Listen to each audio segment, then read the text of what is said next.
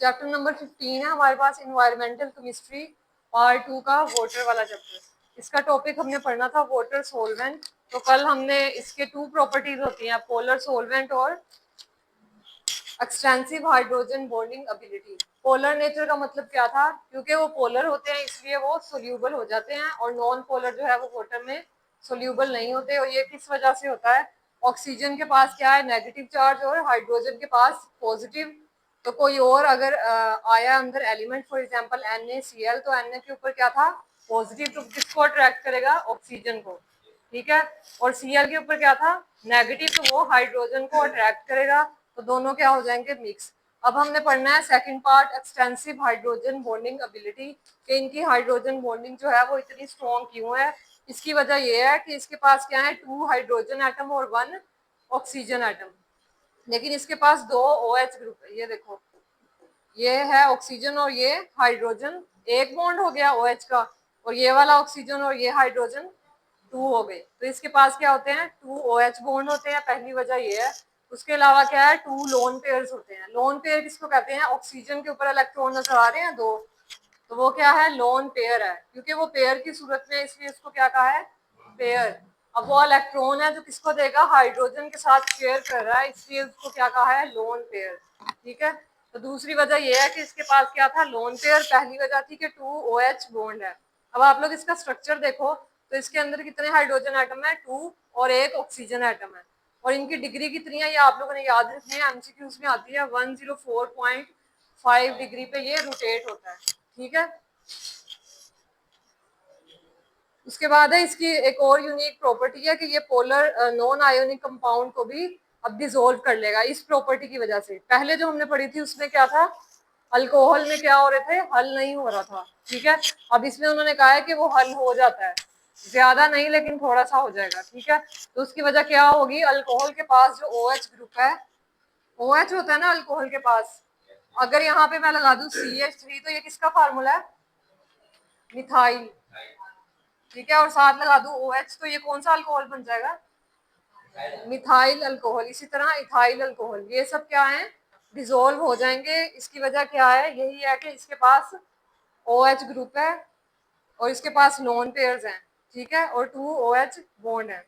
आप लोग paragraph read करते हैं, water molecule is composed of oxygen and hydrogen atom because of 2 OH bonds and 2 lone pairs. One H2O molecule can form hydrogen bonding with other 4 H2O molecule.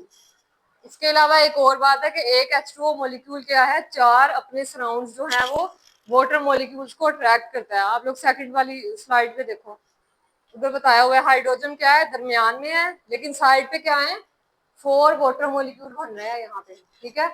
तो 4 attract कर रहे हैं। अब हर आगे वाटर मॉलिक्यूल हर फिर आगे क्या करेगा, 4 वाटर मॉलिक्यूल्स को अट्रैक्ट कर लेगा। इस तरह क्या हो जाएंगे, स्ट्रॉन्ग बॉन्डिंग बनेगी। This unique property of water enables it to dissolve many polar non ionic compounds, ऐसे कंपाउंड जो पोलर होंगे लेकिन नॉन आयोनिक होंगे। ठीक है। उनके आयंस नहीं होंगे। अब आप लोग देखो OH, तो OH में कोई पॉजिटिव नेगेटिव है, अगर अल्कोहल का ये वाला कार्बोक्सिलिक ग्रुप देखें तो नेगेटिव किसके ऊपर है इन दोनों में से, और पॉजिटिव, तो ये तो ऑक्सीजन और हाइड्रोजन की बात की है ना। अगर ये यहाँ पे होता तो ये बॉन्ड जो लिंक शो हो रहा है, अगर ये दरमियान में होता तो ऑक्सीजन के ऊपर क्या है, नेगेटिव चार्ज, और हाइड्रोजन के ऊपर पॉजिटिव। लेकिन हम कार्बोक्सिलिक ग्रुप की बात कर रहे हैं जो अल्कोहल्स के साथ लगता है। अब इधर लिंक कहाँ पे है, इधर है। इससे पहले क्या आएगा, कोई भी अल्काइल ग्रुप जैसे CH3 है। ठीक है। तो इसके ऊपर क्या होगा, पॉजिटिव, और इसके ऊपर नेगेटिव। ये पूरा एक मॉलिक्यूल है, ये अलग अलग नहीं है। अगर इसके दरमियान में लिंक बनाएंगे तब ये अलग होंगे। ठीक है। इसके ऊपर क्या है, नेगेटिव, इसके ऊपर पॉजिटिव। लेकिन यहाँ पे अल्कोहल्स की बात हो रही है, तो अल्कोहल के पहले जो मिथाइल ग्रुप है उसके ऊपर क्या है, पॉजिटिव चार्ज, और यहाँ पे क्या है, नेगेटिव। तो OH ग्रुप के ऊपर कौन सा चार्ज होता है, नेगेटिव। अब उन्होंने आगे एग्जांपल्स दी हुई है, like alcohol, organic acids, glucose, sugar, ये क्या हो जाते हैं, डिसोल्व हो जाएंगे पानी में। ठीक है। By forming hydrogen bond with them. अब आगे उन्होंने इंटरेस्टिंग इंफॉर्मेशन में दिया हुआ है, if you add a lump of caesium, lump का मतलब है लोथरा। जैसे ब्लड का क्या होता है, क्लॉट होता है ना, वैसे सीजियम जो है ये क्या है, एक एलिमेंट है, कौन से ग्रुप का है ये?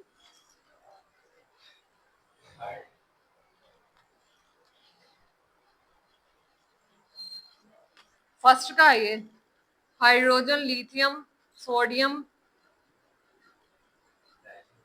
Rubidium, caesium, francium. तो ये कौन से एलिमेंट हैं? इनकी फैमिली का नाम क्या है? अल्कली मेटल्स या alkaline earth metals? Alkali metals है। और कौन सा ग्रुप नंबर है? फर्स्ट ग्रुप नंबर है पीरियोडिक टेबल के स्टार्ट में। और ये कौन सा एलिमेंट है? 1 2 3 4 5 6। ठीक है, तो इसका नाम क्या है? सीजियम। इस सीजियम का क्या लिया है? लंप लिया उन्होंने और उसको वाटर में ऐड किया इन अ ग्लास ट्रक, ग्लास के अंदर डाल के पानी में डाल दिया। ठीक है, यानी कि कोई भी चीज ली है ग्लास की जिसने उसे कवर कर लिया, अंदर क्या है इसके? सीजियम है और ये बाहर क्या है? ग्लास। अब जब इसको वाटर में डाला तो उन्होंने देखा कि ये क्या हो गया है? शैटर का मतलब होता है टूट जाना। तो वो किस में टूट गया? स्मॉल पीसेस में। अब ये क्यों होता है? क्योंकि इसका रिएक्शन वाटर के साथ इतना तेज होता है कि वो सीजियम को भी ब्रेक डाउन कर देता है वाटर। ठीक है, तो ये भी आप लोगों ने करना है, एमसीक्यूज में आ सकता है, शॉर्ट क्वेश्चन भी बन सकता है इसको।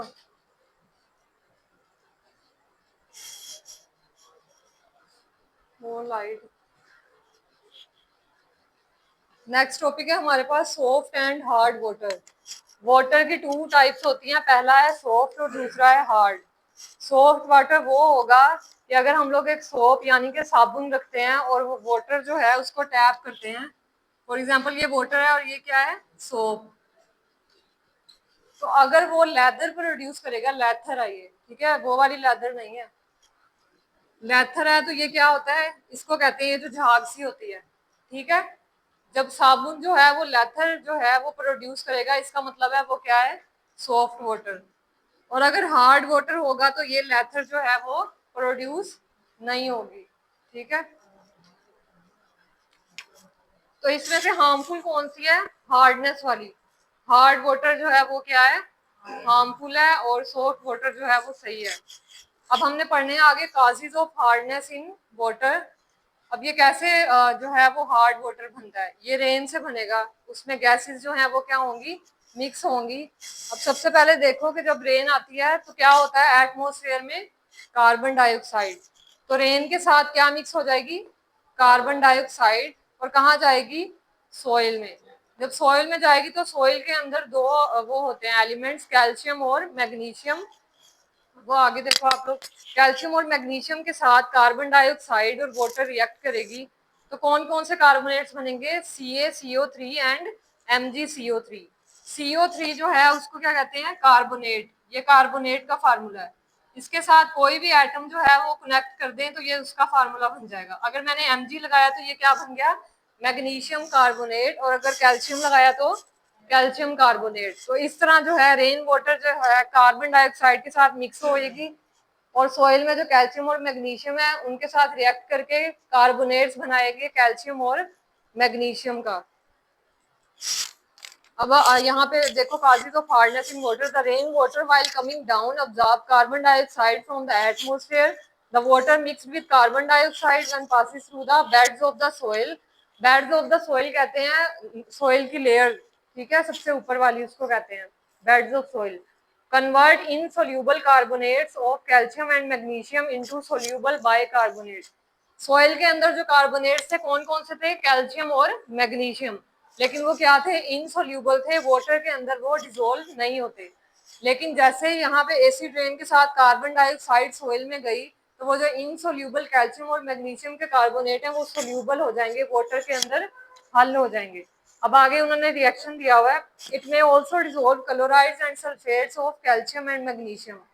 रिएक्शन है CaCO3 है सबसे पहले हमारे पास, कार्बन डाइऑक्साइड है और H2O है। अब आप लोग देखो तो कैल्शियम कितने हैं रिएक्शन में? कैल्शियम एक है, तो सबसे पहले प्रोडक्ट में क्या लिखेंगे? कैल्शियम। उसके बाद हमारे पास कौन कौन से एटम्स बच जाते हैं? हाइड्रोजन और कार्बन और ऑक्सीजन। तो हाइड्रोजन, कार्बन और ऑक्सीजन को हम लोग इकट्ठा लिख देंगे HCO। और यहाँ पे क्या है Ca। अब आप लोग बताओ हाइड्रोजन कितने हैं और कार्बन, कार्बन 5 है।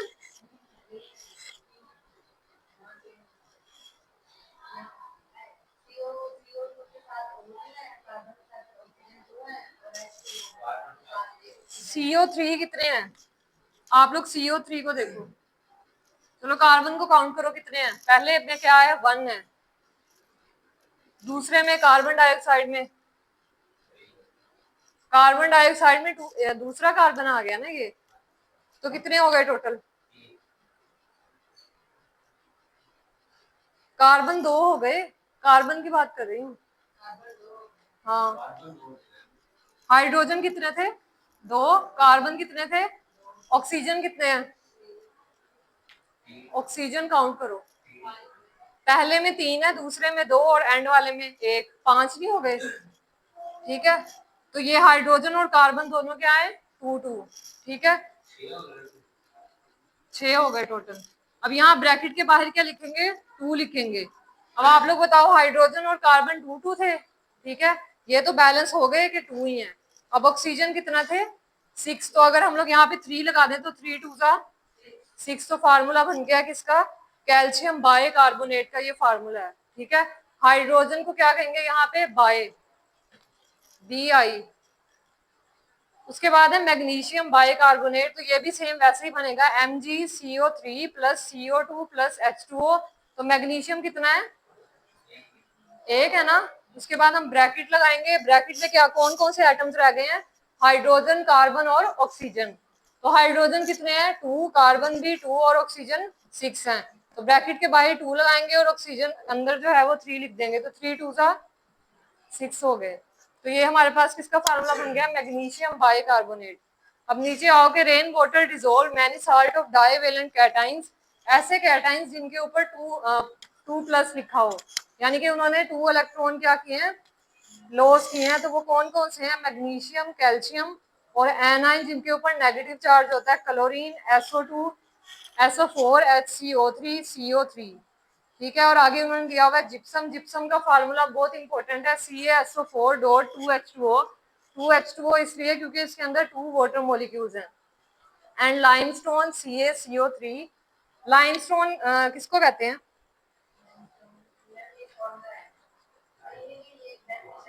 व्हाइट वॉश, लाइमस्टोन नहीं है वो जो दीवारों पे करते हैं, व्हाइट वॉश जो करते हैं, white paint. The salts make the water hard, तो ये वाली जितनी भी साल्ट्स हैं रेन वाटर के अंदर डिजोल्व होंगी तो क्या बन जाएगा, वाटर हार्ड हो जाएगा। अब नीचे उन्होंने लिखा हुआ है जिप्सम के बारे में, gypsum is sparingly soluble in water, gypsum क्या है हल हो जाता है पानी में, लेकिन लाइमस्टोन जो है वो इनसोल्यूबल है वाटर में। However in the presence of carbon dioxide, अगर कार्बन डाइऑक्साइड है तो स्मॉल क्वांटिटी ऑफ लाइमस्टोन भी क्या हो जाएगा वाटर में डिजोल्व हो जाएगा according to the above chemical reaction. ऊपर वाले केमिकल रिएक्शन में उन्होंने बताया हुआ है CaCO3 को CO2 के साथ रिएक्ट करवाया और वाटर के साथ, क्योंकि वो वाटर में डिजोल्व हुआ है इसीलिए तो कैल्शियम बाइकार्बोनेट बना है। ठीक है, तो कल हमने डिस्कस कर लिया types of hardness of water.